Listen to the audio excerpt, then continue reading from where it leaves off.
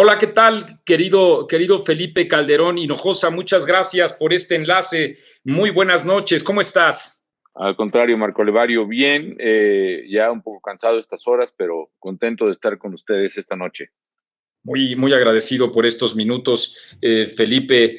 ¿Qué decir frente a una situación en la que en 2 años y unos meses el país se encuentra al borde de la tragedia por donde le miremos?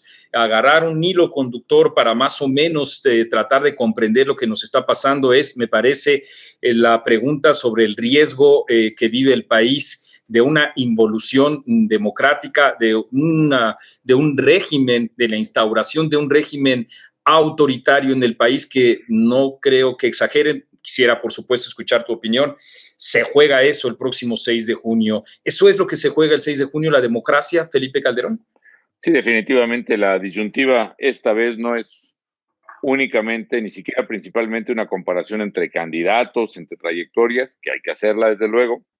Tampoco es entre propuestas y partidos, es realmente una definición básica que es democracia o dictadura. ¿Por A ese nivel, qué, democracia o por qué dictadura. dictadura? Porque se han venido construyendo pues todos los síntomas, diría yo, que reflejan la intención o bien la orientación del gobierno a instaurar un régimen no democrático, ya no digamos a restablecer el viejo régimen de un solo partido, sino algo peor que es el régimen de un solo hombre. Un régimen que no es el presidencialismo ni siquiera el tradicional del PRI, sino es la exacerbación personal del poder presidencial. Un poder sin Tiránico. que controla ya, desde luego, lo propio del Poder Ejecutivo, incluyendo las Fuerzas Armadas, el presupuesto, pero el Poder Legislativo que controla abyectamente. Tú recordarás que antes era una crítica mediática y del análisis político decir que los diputados eran tan abyectos que no le modificaban al presidente ni una sola coma, ¿no? Aquí Sí, la sí, claro. paradoja cruel es que ahora es el propio presidente el que dice no le modifican ni una sola coma y lo peor de todo es que no le modifican una sola coma a los diputados al presidente. Este nivel de abyección pues no se había visto en México en medio siglo, yo pienso. Y por otra parte, ahora la embestida contra los órganos autónomos. Hay un libro que yo cito frecuentemente que es ¿Por qué mueren las democracias? De Democracia es un extraordinario libro. Y los autores plantean una serie de pruebas, un test a la democracia, según el cual se preguntan, por ejemplo, el presidente o el gobernante respeta las reglas democráticas, sí o no.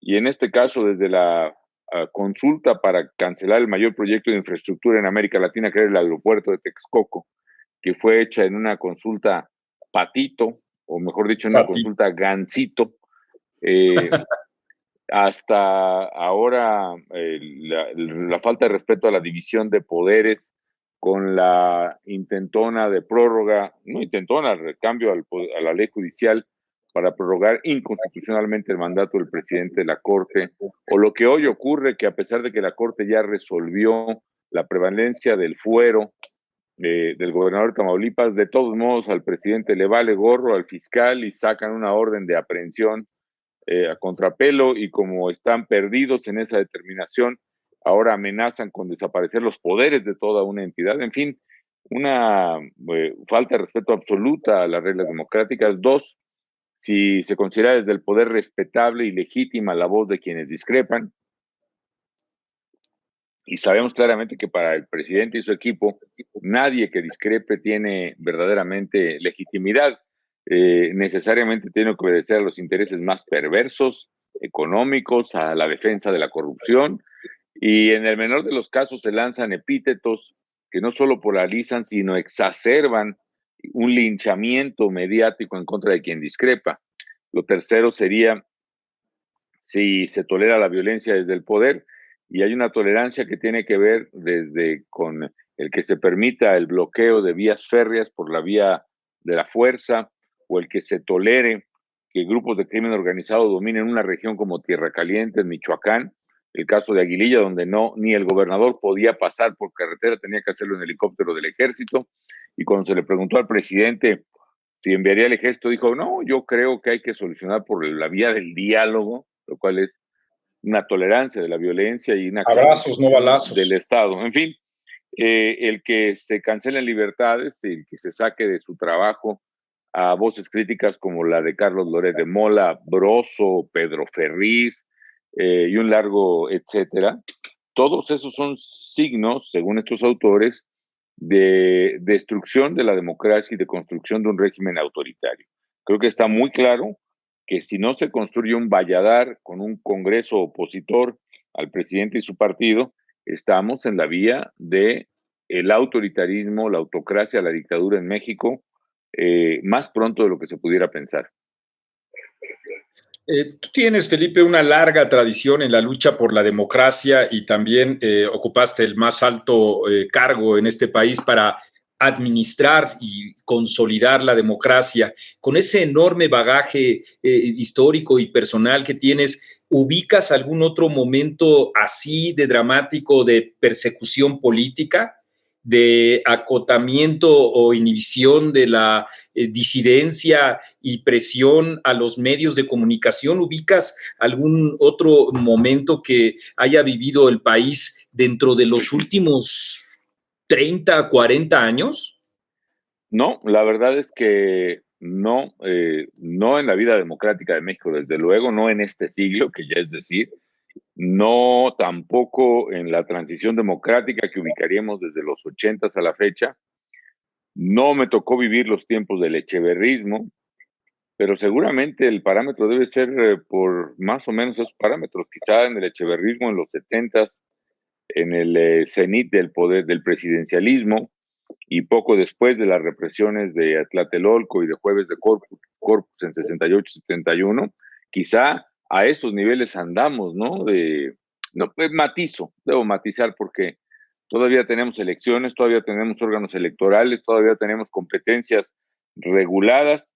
No sé si se vaya a respetar los fallos del INE. No es confiable el Tribunal Electoral, desgraciadamente. En esto también se parece a la época de los 70.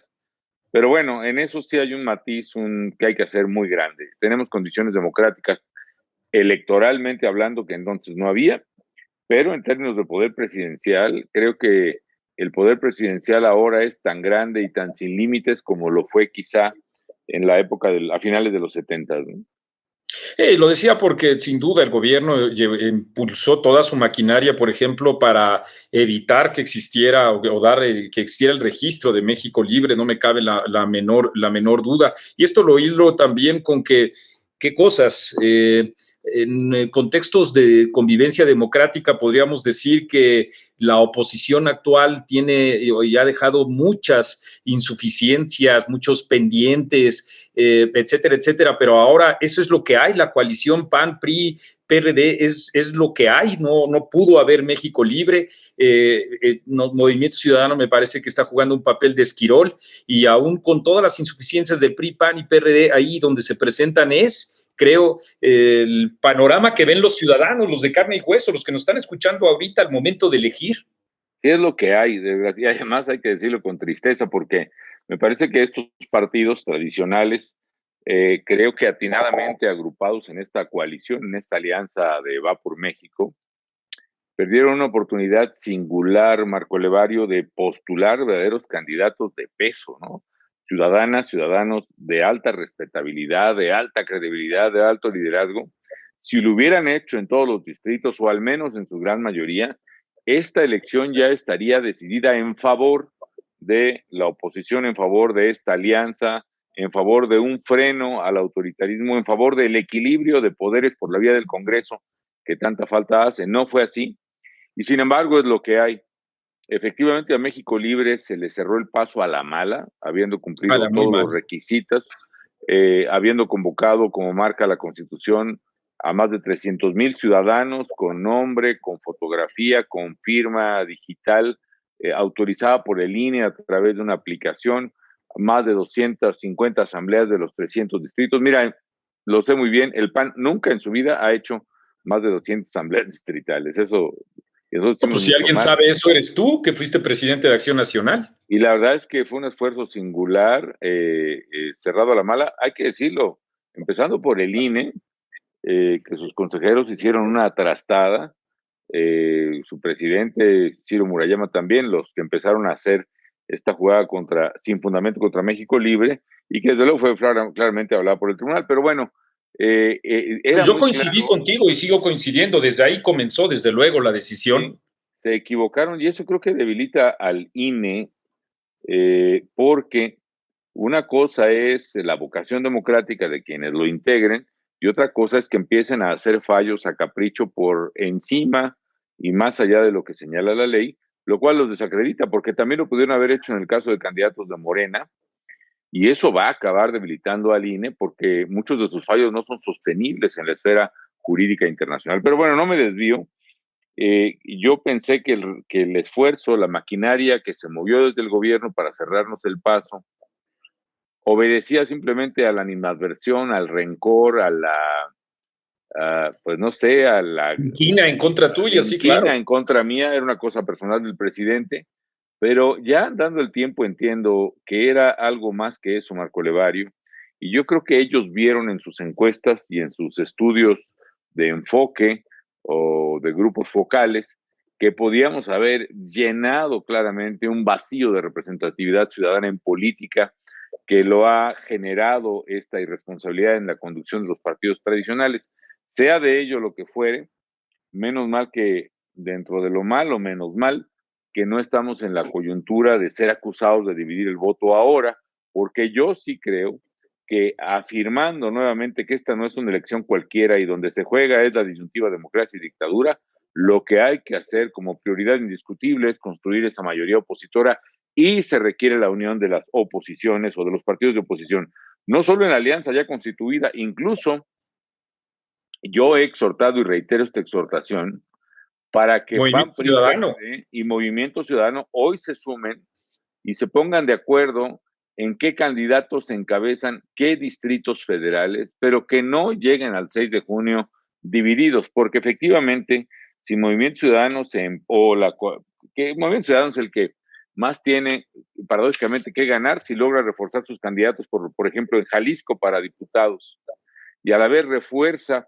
candidaturas de la coalición en otros distritos, se maximiza la posibilidad de que se construya ese contrapeso. Y al contrario, si persisten en la negativa, en el capricho de sostener candidaturas de 4 o 5% que no tienen posibilidades de ganar en los distritos, pero con ello ponen en peligro o maximizan el riesgo de que ganen los diputados de Morena, se estará cometiendo un error craso o realmente un ataque, un acto propio de Esquiroles, como bien señalas, que puede hacer perder a México la última oportunidad de contener al poder desde la fuerza electoral de los ciudadanos. Ojalá Movimiento Ciudadano, PAN, PRI, PRD entiendan eso, superen sus mezquindades que han sido muy evidentes en este proceso y en otros, y entiendan la hora tan delicada que está viviendo el país. Sí, sin lugar a dudas, el presidente, incluso ya Andrés Manuel López Obrador, finalmente, Felipe, muchísimas gracias, Felipe Calderón, por este tiempo. Sé que estás muy cansado, de verdad, te lo aprecio, te lo apreciamos mucho. No, estamos contentos de platicar contigo, Marco, perdón por el comentario, ese me salió No, espontáneo. yo te entiendo, pues además entre la confianza que tenemos en nosotros, ni modo que no, claro que sí. Ya está en campaña, ya, o sea, ya, si descaradamente el presidente el presidente Andrés Manuel López Obrador ha estado en campaña, ¿no? En completa campaña ahorita, violando toda la ley, ya ahorita está señalando que incluso los partidos políticos buscan en la Cámara de Diputados hacerse del Congreso para robar este mismo. Es decir, quiero decirte con este ejemplo que el discurso populista es un discurso siempre astuto, siempre atractivo también, porque no requiere el mayor pensamiento ni mayor matiz para hacer o llevar a cabo estas arengas, aunque el presidente esté violando la ley, aunque el presidente esté acusando a sus adversarios políticos, como lo ha hecho con Diego Fernández de Ceballos, aunque el gobierno esté empleando recursos públicos de manera ostensible. Ahorita podemos revisar en Twitter cómo está haciendo tú una tendencia para denostarte, para inhibir tu postura, tu opinión, todo ello. Es un contexto muy complicado. Se ve que el presidente está metiendo el acelerador porque como que le preocupa Yo no sé si estoy siendo demasiado optimista, pero creo que en los últimos días no la está viendo suya bien el presidente, ya no está fijando los temas de la agenda, la memoria que implican las herramientas digitales para demostrarle que primero dice una cosa y luego otra, el tratar de culpabilizarte a ti de todos los males que ocurren en el país, etcétera, etcétera. Cada vez su figura la veo más grotesca y al mismo tiempo lo veo más enojado, nervioso y con esta concentración de poder, pues lo veo con mayor riesgo para todos los que estamos ejerciendo un trabajo desde el periodismo crítico y desde el tuyo criticando esta pésima administración del presidente de la República. Veo que está teniendo ese aceleramiento y es capaz de cualquier cosa de aquí al 6 de junio, no importándole absolutamente la salud de los mexicanos, está precipitando el regreso a clases para el 7 de junio como si todo estuviera muy bien. Esa es una situación también desesperante que requiere mucho de la inteligencia, ¿no? Coincido, Marco, desgraciadamente coincido contigo y agrego algo que en esa exacerbación, en esa crispación del ánimo presidencial, hay además un terrible peligro, ¿no? El peligro de que el apasionamiento político que es evidente en el presidente lo lleve a cometer todo tipo de abusos. Realmente eso es lo que está imperando en el ambiente y ojalá rectifique, ojalá, como él mismo señala, se serene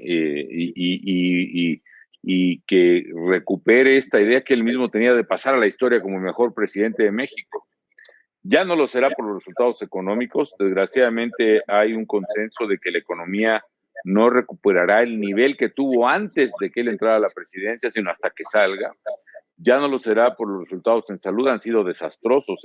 México está catalogado como uno de los peores países en manejo de la pandemia, pero puede pasar a la historia como un presidente que supo resistir la tentación imperial de prorrogar su mandato, de aplastar a las oposiciones, de judicializar la competencia electoral arbitrariamente. Pero ya lo estamos viendo que algunas de esas cosas están ocurriendo. Ahora, coincido también, algo pasó después de la caída de la línea 12 del metro, que se rompió ese carro, se ponchó la llanta del carro completo de Morena, y aunque todavía las encuestas señalan como altísima la probabilidad de que Morena tenga mayoría absoluta en la Cámara de Diputados y se discute incluso si alcance la mayoría constitucional o las 2/3 partes como para poder reformar la Constitución por sí sola y sus aliados, la verdad es que están empezando a salir encuestas y a sentirse en el ánimo de ciertos lugares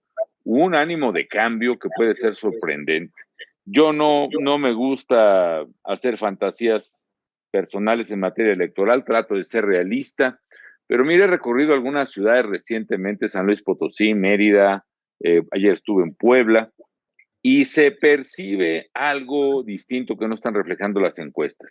Yo incluso creo que como ocurre cuando hay regímenes, si no abiertamente autoritarios, de vocación autoritaria, es decir, de tendencia, de ímpetu autoritario, aunque afortunadamente no han prosperado, la preferencia electoral por un voto contrario al poder no se revela con claridad, ¿no? Es decir, tú recibes un apoyo del gobierno, que bueno, estás contento con recibirlo, pero de repente esta madre de familia o este ciudadano como que sí quiere votar, pero si van y le preguntan a su casa por quién va a votar, la misma puerta donde van y le entregan el apoyo económico, pues mira, Claro. prefiere callar y quizás su preferencia verdadera se va a revelar el 6 de junio. Así pasó con Daniel Ortega en Nicaragua en alguna elección que perdió. Así pasó en Venezuela, incluso el voto que dio la mayoría de una manera sorpresiva a la oposición en la Asamblea. Quizá En eso pueda Bolivia, en pasar. Chile recientemente. Muchas partes, sí, sí. Entonces, quizá pueda pasar eso. También puede pasar que Morena gane y entonces, pues ahora sí que Dios nos agarre confesados, como decía, o mejor que no nos agarre, como decía aquel. Pero sí creo que vienen tiempos muy difíciles, Marco. Habrá que estar preparados y habrá que pensar qué hacer después del 6 de junio, ¿no? Esto no se va a acabar aquí. Esto va a requerir una ciudadanía mucho más comprometida, mucho más organizada. Era un poco el talante y lo que buscábamos en México Libre. Y no digo que México Libre vaya a ser el instrumento, pero definitivamente el poder presidencial exacerbado que hoy tiene el presidente López Obrador se explica en gran parte por la ausencia de los ciudadanos de la política. Y al revés, la manera de controlar ese poder, de someter la tentación autoritaria a los cauces democráticos, se logrará cuando haya participación ciudadana, y ojalá los partidos rectifiquen, abran sus puertas, ventilen sus áreas, inunden con aire fresco ciudadano sus propias galerías, y eso quizá pueda cambiar para bien el rumbo del país. Pero mientras... Y reconozcamos, Felipe, creo que cada uno, por supuesto, en nuestras propias responsabilidades, un líder populista, tiránico, como hemos caracterizado desde aquí, desde la mesa de redacción, etcétera, a Andrés Manuel López Obrador, es resultado de nosotros mismos, ¿no, Felipe? De nuestros errores, es nuestra criatura. Lo menospreciamos, las fallas, porque además cuando nos preguntan a nosotros, ¿y dónde estaba Marco Levario cuando Felipe Calderón? Pues a ti te consta, haciendo la labor de crítica de la revista, etcétera, al gobierno de Felipe Calderón. Pero lo que quiero decir es que también esta cosa espantosa que tenemos en el gobierno es nuestra propia criatura, es resultado de nuestras omisiones, de nuestras distorsiones, de nuestra falta de sagacidad y pericia en cada una de las actividades y las responsabilidades que tenemos, pero ese es nuestra criatura, ¿no? Asumo la parte de paternidad que me corresponde en este tema, efectivamente. Mira, como tú señalabas, podemos definir al populismo, tomando algunas ideas que comentabas, como el proponer soluciones simples para problemas que no tienen soluciones simples. Así el es. Prometer arreglar fácilmente algo que no se arregla fácilmente. El prometer soluciones simples a problemas complejos. Y en eso el presidente López Obrador es un maestro, es un experto. Ahora, tenemos responsabilidad, sí, porque quizá no supimos cumplir las expectativas de la gente, no pudimos verdaderamente consolidar un régimen democrático con economía de mercado, con responsabilidad social, o también tampoco nos echamos toda la culpa, Marco. La verdad es que también la administración anterior hubo mucha corrupción, hubo mucha ineficiencia. Pero ahí se calla, el presidente Andrés Manuel López Obrador no toca a Enrique Peña Nieto ni con el pétalo de una rosa, ¿no? Tú eres el culpable hasta de las lluvias fuertes de antier, ¿no? Y no sé de qué tantas cosas más. Seguramente de que no se haya vendido el avión y todo esto. Ahora solo falta que me echen la culpa de que no gane el Cruz Azul otra vez, pero pues eso es ojalá que no gane. Pero ojalá mira, que mis no hijos son tuzos y ojalá gane el Pachuca, pero pues también no tiene su corazoncito que gane la Cruz Azul, la máquina. Pero bueno, hasta eso va a ser culpable, hasta por este comentario que te acabo de hacer. Pero bueno, sí, asumamos yo tengo una responsabilidad claramente, pero honestamente lo que catapultó el liderazgo de López Obrador fue el enojo y la desesperación generado en años recientes. Y bueno, ya está, no pensemos más en eso. Ojalá el presidente rectifique, resista él mismo la tentación autoritaria y sobre todo despierte la ciudadanía. Puede no haber mañana, Marco Levario. Bien decía alguien que hay que votar el 6 de junio porque quizá estas sean las últimas elecciones en que verdaderamente lo podamos hacer con cierta capacidad de influencia en el destino de México. Cuando iniciaste tu candidatura a la presidencia de la República, la primera entrevista que ofreciste, y te agradezco mucho, fue etcétera, hace ya muchos años, y llegaste a la presidencia. Esta ojalá que sea la entrevista que marque también pues una convocatoria a los ciudadanos para hacer algo el 6 de junio y en efecto enfrentar con gusto, con esperanza, estas amenazas antidemocráticas por conformar, por defender a nuestra propia democracia. Felipe, te agradezco muchísimo esta conversación. Veámonos pronto. Ojalá que ya no impida la propia pandemia la posibilidad de saludarnos y platicar de tantas cosas de mi querido amigo común, Carlos Castillo Peraza, Felipe. Tenemos una conversación pendiente cerca de Carlos, Marco, y te felicito por persistir tantos años en la crítica, en el periodismo responsable, objetivo. Lamento por lo que hemos platicado, diferencias ahí entre mis propios equipos de comunicación y etcétera, que es una revista que yo siempre admiré, respeté, y bueno, la vida nos lleva por quién sabe qué senderos. Tu función como presidente, pues imagínate que vieras tú, etcétera, pero nosotros te criticamos en ese momento y también me siento muy orgulloso de ello. Me parece muy bien. Bueno, así estamos, y sigamos platicando. México va a necesitar de veras que los mexicanos estemos unidos, que aguantemos la presión, que aguantemos incluso la persecución, la crítica, y no cedamos, y ojalá que despierte esos millones y millones de mexicanos que quizás sienten que hay que hacer algo, pero no saben por dónde hay que hacerlo. pues ya estará México Libre buscando su siguiente oportunidad también, porque va a prevalecer la democracia. Muchas gracias, Felipe. Que tengas muy buenas noches. Te mando un abrazo. Que estés muy bien. Igualmente, suerte el 6 de junio. Que no sea suerte una para todos, sino un buen sueño. Ándele, hasta claro luego. Que sí. Hasta luego, buenas noches. Muchas gracias a ti, Felipe Calderón Hinojosa, gracias. Muy interesante la conversación, sin lugar a dudas, muy interesante.